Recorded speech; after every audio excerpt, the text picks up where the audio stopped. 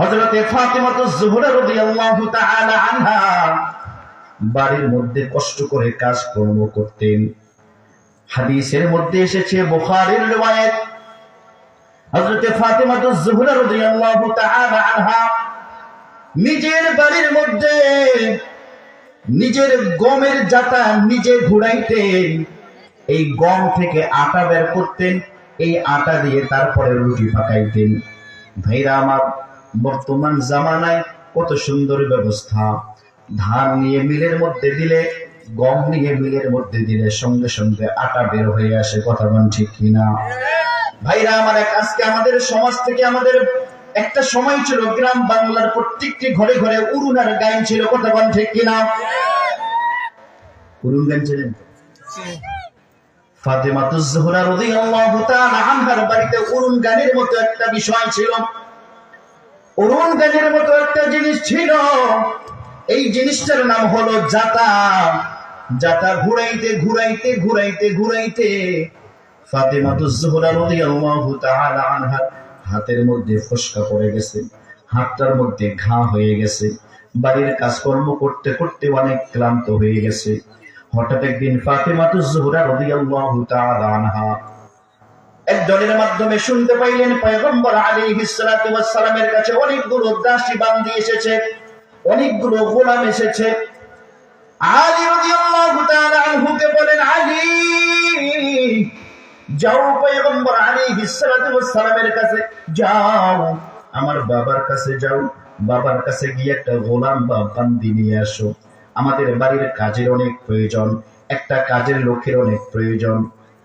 বিভিন্ন রিওয়ায়াত এসেছে, আলী রাদিয়াল্লাহু তাআলা আনহু পয়গম্বর আলাইহিস সালাতু ওয়াস সালামের কাছে যায়। লজ্জায় কিছু কইতে পারে না, লজ্জায় কিছু বলতে পারে না। ইয়া রাসূলুল্লাহ, একটা গোলামের প্রয়োজন, বাড়ির মধ্যে একটা কাজের লোকের প্রয়োজন। একদিন যায়, দুই দিন যায়, তিন দিন যায়, লজ্জায় কিছু বলতে পারে না। বর্তমান জামানায় এমন অনেক যুবক ভাই আছেন, নিজের শ্বশুরের কাছে হুন্ডা না নিলে, নিজের শ্বশুরের কাছে 2 মাস পর, 2 বছর পর পর টাকা না নিলে জামার হৃদয়টা ঠান্ডা হয় না। কথা কোন ঠিক কিনা? বিবাহের আলাপ চলছে, মেয়ে দেখাও কমপ্লিট, ছেলে পছন্দ হয়েছে, মেয়ে পছন্দ হয়েছে, সব কিছু ঠিকঠাক। ছেলের বাবা বলতেছে, বিআই সাহেব এখন পর্যন্ত একটা কথা তো হলো না। বলে কিসের কথা? বিবাহের তারিখ নির্ধারণ হয়ে গেছে, কোন দিন বিবাহ হবে সেটাও ঠিক হয়ে গেছে। বিআই সাহেব বলেন তো, লেনদেনের বিষয়টা তো এখন পর্যন্ত আলোচনা হলো না। কথা বলেন ঠিক কিনা? আপনাদের সমাজে নাই নাকি? আছে? হ্যাঁ না, আমার একটু উঠে গেছে নাকি? ভাইরা আমার, আলী রাদিয়াল্লাহু তাআলা আনহু কয়েকদিন গিয়ে ফিরে আসলেন। ফাতিমাতুজ জোহরা রাদিয়াল্লাহু তাআলা আনহা পয়গম্বর আলাইহিস সালাতু ওয়াস সালামের বাড়ির মধ্যে গেলেন, নিজের বাবার বাড়ি। বাবার বাড়িতে গিয়ে দেখেন পয়গম্বর আলাইহিস সালাতু ওয়াস সালাম বাড়ির মধ্যে নাই। আয়েশা সিদ্দিকা রাদিয়াল্লাহু তাআলা আনহাকে ডাক দিলেন, আম্মা জান, আমি ফাতিমাতুজ জোহরা একটা বিশেষ প্রয়োজনে আল্লাহ রাসূল সাল্লাল্লাহু আলাইহি ওয়াসাল্লামের কাছে এসেছি। ও মা,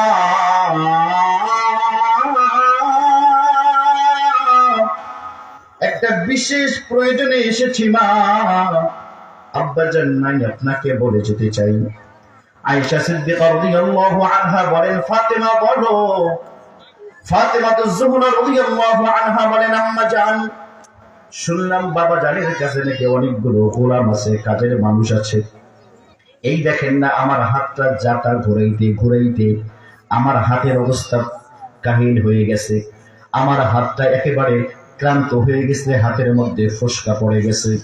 আমার বাবাজান যখন বাড়িতে আসবে, বাবাজানকে বলবেন, আপনার মেয়ে ফাতেমা এসেছিল, ফাতেমা আপনার কাছ থেকে একটা কাজের লোক চেয়েছে। ভাইরা আমার, আয়েশা সিদ্দিকা রাদিয়াল্লাহু আনহা বললেন, যাও, তোমার বাবা যখন আসবে তোমার বাবাকে আমি খুলে বলবো। পয়গম্বর আলাইহিস সালাতু ওয়াস সালাম যখন বাড়িতে আসলেন, হযরতে আয়েশা সিদ্দিকা রাদিয়াল্লাহু তাআলা আনহা ফাতিমাতুজ জোহরা রাদিয়াল্লাহু তাআলা আনহা যে কথা বলে গেছেন সেই কথাটা পয়গম্বরের কানে পৌঁছাইয়া দিলেন। পয়গম্বর আলাইহিস সালাতু ওয়াস সালাম শুনলেন ফাতিমাতুজ জোহরা জাতা ঘুরাইতে ঘুরাইতে হাতের মধ্যে ফোসকা পড়ে গেছে, পানি টানতে টানতে টানতে টানতে কোমরের মধ্যে দাগ পড়ে গেছে, বাড়ির কাজকর্ম সব একাই করে।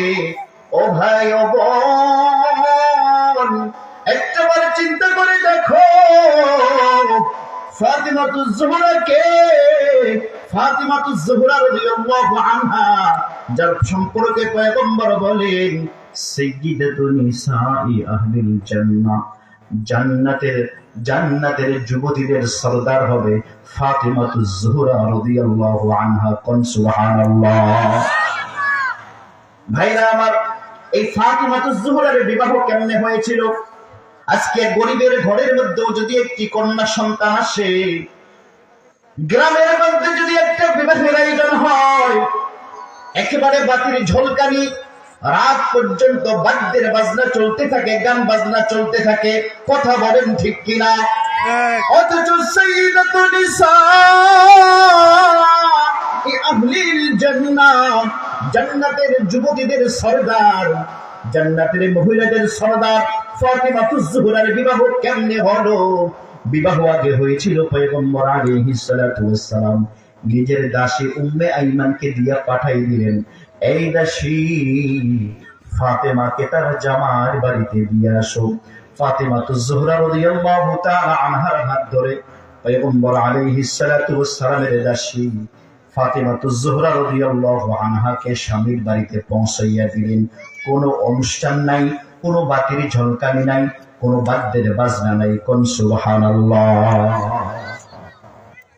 ভাইরা আমার, ফাতিমাতুজ জোহরা রাদিয়াল্লাহু আনহা পয়গম্বর আলাইহিস সালাতু ওয়াস সালামের এত মহব্বতের, আল্লাহ রাসূলের অন্য মেয়েগুলো ইন্তেকাল করেছে, পয়গম্বর আলাইহিস সালাতু ওয়াস সালামের একমাত্র কন্যা ফাতিমাতুজ জোহরা রাদিয়াল্লাহু আনহার থেকে পয়গম্বরের বংশ পরম্পরা চালু হয়েছে। অন্য অন্য মেয়েদের গর্ভে কোনো সন্তান ছিল না, সন্তান হলেও মারা গেছে। ফাতিমাতুজ জোহরার গর্ভের দুইটি সন্তান হাসান এবং হুসাইন, তার দ্বারাই পয়গম্বর আলাইহিস সালাতু ওয়াস সালামের বংশটা চালু হয়েছে। ফাতিমাতুজ জোহরাকে আল্লাহ রাসূল এত ভালোবাসতেন, ফাতিমাতুজ জোহরা রাদিয়াল্লাহু আনহাকে আল্লাহ রাসূল সাল্লাল্লাহু আলাইহি ওয়াসাল্লাম ইন্তেকালের পূর্ব মুহূর্তে ফাতিমাতুজ জোহরাকে জড়াই ধরেছেন আর কানে কানে কি যেন বললেন। ফাতিমাতুজ জোহরা রাদিয়াল্লাহু আনহা কেঁদে দিলেন। একটু পরে আবার কানে কানে কি যেন বললেন। ফাতিমাতুজ জোহরা রাদিয়াল্লাহু আনহা হেসে দিলেন। পরবর্তীতে জিজ্ঞাসা করা হলো, এই মাত্র কাঁদলেন, এই মাত্র হাসলেন, কারণ কি? ফাতিমাতুজ জোহরা রাদিয়াল্লাহু আনহা বলেন, আমার বাবা যান প্রথমে যখন আমার কানের মধ্যে বললেন, এই ফাতেমা, আমার ইন্তেকাল হয়ে যাবে, দুনিয়ার জমিনের সময় আমার শেষ, দুনিয়ার জমিনে আমি আর থাকবো না রে ফাতেমা। এই কথা শুনে আমি কান্নাকাটি শুরু করেছিলাম। এরপরে পয়গম্বর আমাকে বুকে টেনে নিয়ে আমার কানের কাছে মুখটা এনে বললেন, ফাতেমা, সর্বপ্রথম এই মদিনার মধ্যে আমার সঙ্গে যে সাক্ষাৎ করবে মামিন ইন্তেকালের পরে, সেই ব্যক্তিটি হলো ফাতেমা তুমি। এই কথা শুনে আমি হেসে দিলাম। এত মহব্বতে এই ফাতেমা এসেছেন একটি জিনিস চাওয়ার জন্য, হাতের মধ্যে ফোসকা পড়ে গেছে, কাজ করতে করতে এত মহব্বত, এত ভালোবাসা, এত আদরের কন্যা। এই কন্যা আল্লাহ রাসূলের কাছে এসে হাতের কথা বলেছেন, বাবা জান, কাজ করতে করতে করতে করতে হাতের মধ্যে ফোসকা পড়ে গেছে। আমাদের সমাজের শ্বশুরেরা, এতক্ষণ তো জামার কথা বললাম, আমাদের সমাজে যদি শ্বশুরদেরকে এই কথা বলে, আব্বা জান, কাজ করতে করতে আমার অবস্থা কাহিনী, কাজ করতে করতে আমার অবস্থা 12টা, এই যে আমার হাতের মধ্যে ফোসকা পড়ে গেছে, এই করতে সেই করতে আমার অবস্থা শেষ।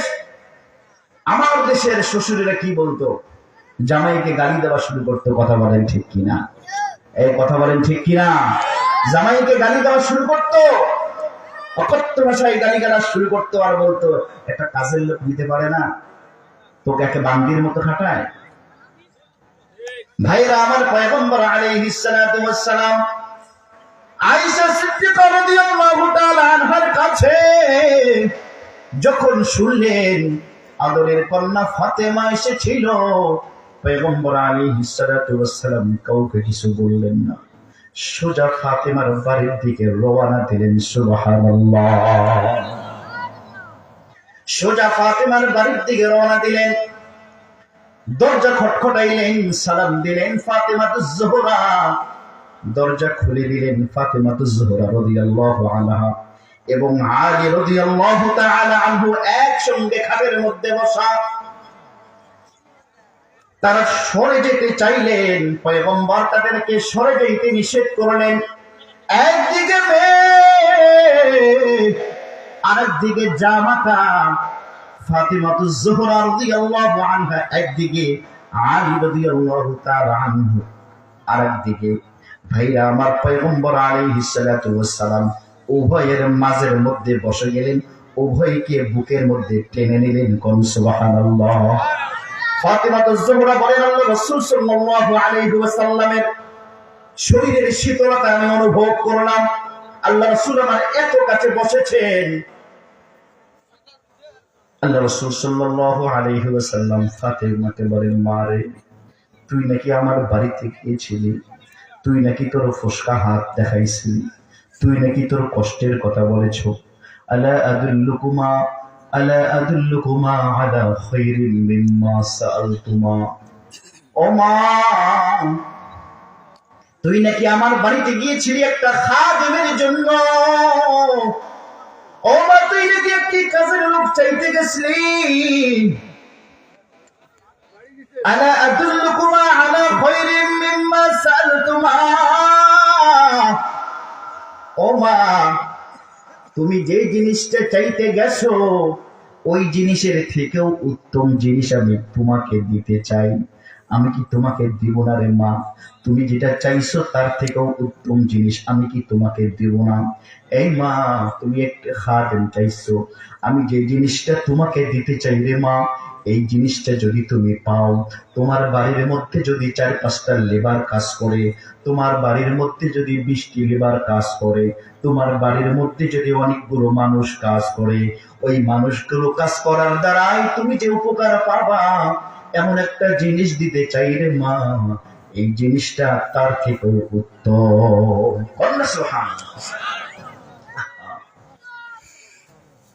কত মায়ার নবী, কত দয়ার নবী আল্লাহ তাআলা আমাদেরকে দান করেছেন। কন্যা সুবহানাল্লাহ। পাইলে নিরালাই গো নবী, পাইলে নিরালাই, পাইলে নিরালাই গো নবী, পাইলে নিরালাই। দুই কদমে চুমু খাবো, দুই কদমে চুমু খাবো, চরণ ধুলি মাখবো গাই, পাইলে নিরালাই গো নবী, পাইলে নিরালাই, পাইলে নিরালাই গো নবী, পাইলে নিরালাই। দয়াল নবী এত দূরে নিরালাই। ভাইরা আমার, পয়গম্বর আলাইহিস সালাতু ওয়াস সালাম ফাতিমাতুজ জোহরা এবং আলীকে ডাক দিয়ে বলেন, এই ফাতিমা, আলী, আলা আদুল্লুকুমা আলা খায়রিন মিম্মা সাআলতুমা। তোমরা যে জিনিসটা চাইছো তার থেকেও ভালো জিনিস, তার থেকেও উত্তম জিনিস কি আমি তোমাদেরকে বলে দেব। ফাতিমাতুজ জোহরা রাদিয়াল্লাহু আনহা বলেন, বাবা জান অবশ্যই বলবেন। এমন একটা দামি জিনিস, যে দামি জিনিসটা খাদেমের থেকে উত্তম, কাজের লোকের থেকে উত্তম। ইয়া রাসূলুল্লাহ, ইয়া হাবিবাল্লাহ, এই জিনিসটা অবশ্যই আমাকে বলবেন। ভাইরা আমার, পয়গম্বর আলাইহিস সালাতু ওয়াস সালাম ফরমান, যদি ওই জিনিসটা পাইতে চাও রে মা, আমি তোমাকে বলতেছি, সাব্বাহান 33 ওয়াহমাদা 33 ওয়া কাব্বারা 34। দৈনিক যখন তুমি ঘুমাইতে যাবারে মা, ঘুমাইতে যাওয়ার পূর্বে 33 বার সুবহানাল্লাহ পড়বা। কোন সুবহানাল্লাহ। ও মা, যখন ঘুমাইতে যাইবা 33 বার আলহামদুলিল্লাহ পড়বারে মা। ও মা, যখন ঘুমাইতে যাইবা 34 বার আল্লাহু আকবার বলবা। ও মা, এই আমলটা করে যদি তুমি ঘুমাইতে পারো, তোমার বাড়িতে যদি শত শত মানুষ কাজ করে তার থেকেও বেশি লাভ তুমি পেয়ে যাবা। মুসলমান, আল্লাহর বান্দা, আল্লাহর গোলাম পয়গম্বর আলাইহিস সালাতু ওয়াস সালামের কাছে চাইলেন কি, দিলেন কি? চাইছিলেন কাজের লোক, পয়গম্বর দিলেন একটা আমল। আজকে আমাদের সমাজের অবস্থা এত বেহাল কেন? সমাজের মানুষদের মধ্যে ঈমানের চর্চা নাই, ইসলামের চর্চা নাই। আজকে আমাদের